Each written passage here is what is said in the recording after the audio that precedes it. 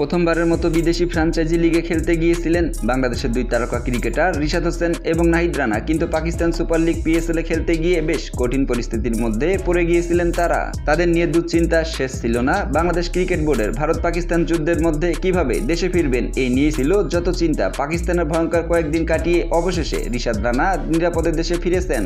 এরপর গণমাধ্যমের সঙ্গে আলাপ করেছেন রিশাদ হোসেন নিজের ভয়ঙ্কর অভিজ্ঞতা নিয়ে। রিশাদ বলেন, পাকিস্তানে যখন ভারত আক্রমণ করলো তখন একটু আতঙ্ক তৈরি হয়েছিল, ভয় লাগছিল, কিন্তু সবাই পাশে ছিল। বিসিবি, পরিবার, পিএসএল কর্তৃপক্ষ সবাই যোগাযোগ রেখেছে আমার সঙ্গে। নাহিদ রানাও ছিল, ও একটু ঘাবড়ে গিয়েছিল। আমি বলেছিলাম আল্লাহ আছেন।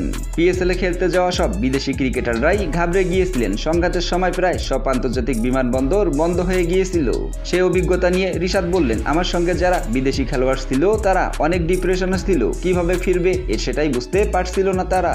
অবশেষে আমরা যখন বিমানবন্দরে পৌঁছাই তার 20 মিনিট পরেই বোমা বিস্ফোরণ ঘটে। আল্লাহর রহমতে পাকিস্তান থেকে নিরাপদে ফিরতে পেরেছি, সেটাই এখন সবচেয়ে বড় কথা।